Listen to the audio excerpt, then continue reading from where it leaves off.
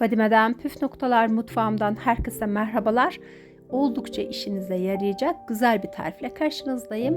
Aşure hazırladım. Yıllardır bu tarifle hazırlarım. Sonuçtan oldukça da memnunum. Bugün de tarifimi sizlerle paylaşmak istedim. Başlayalım mı? Aşuremiz için gerekli malzemelerimiz masamızın üzerinde: birer su bardağı dut ve kuru üzüm, 300'er gram kayısı ve incir, bir kase fındık içi. Burada da akşamdan ıslatmış olduğumuz nohutlarımız var. Bir su bardağı nohut ıslamış olduk. Bir su bardağı da fasulyemiz var. Fasulyenin de küçük boyutlu olanlarını seçtim. Böylelikle aşurenin içinde küçük fasulyeler daha güzel duruyor. Yoksa diğer fasulyeyi de kullanabilirsiniz. Ve de 3,5 su bardağı dolusu aşurelik buğdayımız var. Bunu da akşamdan ısladım. Şimdi bolca suyla tertemiz yıkayıp hazırlayacağım. Öncelikle fasulyemizin ve nohutumuzun tencereye alınıp haşlanmasıyla başlayalım. Arkadaşlar, kuru baklagilleri akşamdan ıslamış olduğumuz sularıyla tencereye aldık. Nohutta, fasulyede pişme süreleri farklılık göstereceği için her birini ayrı tencereye alıyoruz. Nohutlar da fasulyeler de 6-7 dakika kadar haşlandıktan sonra sularını süzelim ki böylelikle gazından arınmış olsun. Sonrasında üzerlerine su ekleyerek pişmeye bırakalım.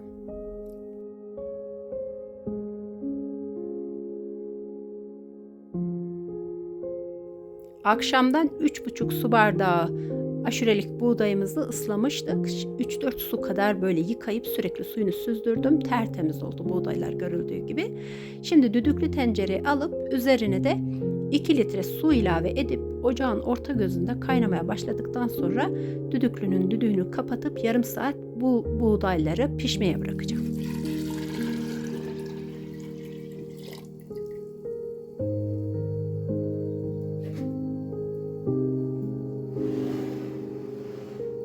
...300 gram kuru incirin üzerine de soğuk su ilave ederek yumuşamasını sağlıyoruz. İncirleri aşurenin süslemesinde kullanacağız.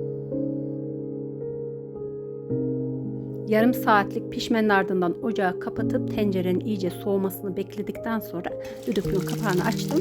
Büyükçe bir aşure tenceresinin içine yarı pişmiş olan buğdaylarımızı ekledim.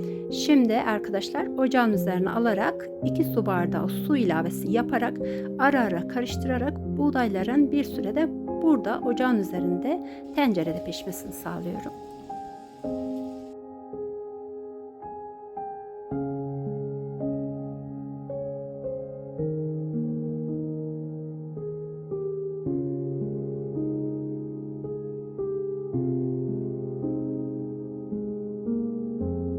Arkadaşlar, biz aşure tarifimizde nişasta kullanmayacağız. O yüzden buğdayı iyice pişiriyorum ki kendi nişastasını salsın diye. Haşlamış olduğumuz fasulyelerimizi de ekliyoruz. Haşlama suyundan da bir çay bardağı kadar içerisinde vardı. Onunla birlikte ilave ettim. Hatırlarsanız daha öncesinde belirtmiştim. Fasulyeleri 6-7 dakika kadar haşladıktan sonra o suyu süzmüştük. Sonrasında temiz su ilave ederek fasulyelerimizi tekrardan haşlamıştık. Ve yarım çay bardağı kadar da nohutun suyu vardı. Onu da o şekilde ilave ettim. 1 su bardağı kuru üzümümüz vardı. Üzümleri 3-4 dakika kadar haşlayıp suyunu süzdürdükten sonra aşurenin içine ilave ettim. Aynı şekilde kuru dutları da 2 dakika kadar haşladıktan sonra suyunu süzdürüp aşureye ilave ettim. Kayısıları kaynatmadım. O şekilde yumuşak oldukları için aşurenin içine ilave ettim. Neden üzümlerin ve kuru dutun suyunu kaynattıktan sonra süzdürüyoruz? Çünkü aşuremizin rengi siyah olmasın diye. Kıştan rendeleyip kurutmuş olduğum portakal kabuğu rendem vardı. Biliyorsunuz, mevsimden dolayı bu zamanda portakal bulmak zor oluyor. Ondan da bir tatlı kaşığı aroma vermesi için aşureme ekliyorum. Ve 4,5 su bardağı toz şeker ilavesini edip sürekli karıştırarak bir 4 dakika kadar da bu şekilde aşuremin pişmesini sağlıyorum. Arkadaşlar, şeker miktarını tamamıyla damak zevkinize göre ayarlayabilirsiniz.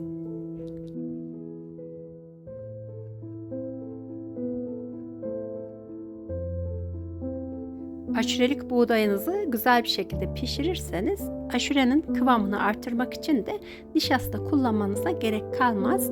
Tıpkı benim yaptığım gibi. Bakın arkadaşlar, görüyorsunuz rengi de ne kadar güzel oldu. Süt kullanmaya da hiç gerek kalmadı. Umarım sizler de tarifimi denediğinizde sonuçtan memnun kalırsanız sonucu da yorumlar kısmında benimle paylaşırsınız.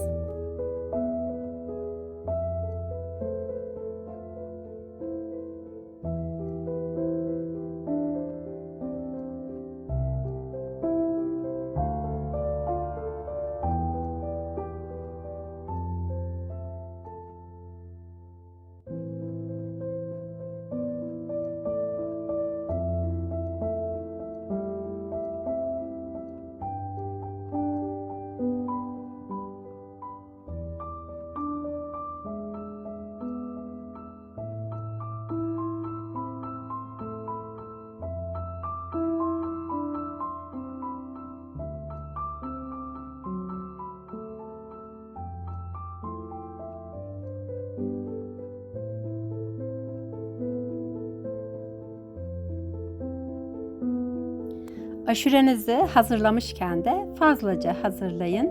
Sevdiklerinizle, komşularınızla da paylaşın. Rabbim cümlemizin hazırlamış olduğu aşureleri kabul etsin inşallah.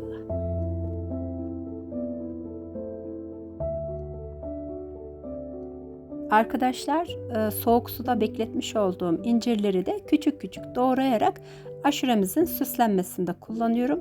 Aşurenin içerisine incirleri eklemiyorum ki renginde değişiklik yaratmasın diye.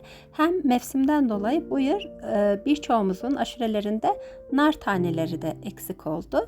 Süslenmesine de gayet güzel yakışacak diye düşünüyorum. Ve de parçalanmış fındıklar, toz tarçın, dilediğiniz malzemeyle aşurenizi süsleyebilirsiniz.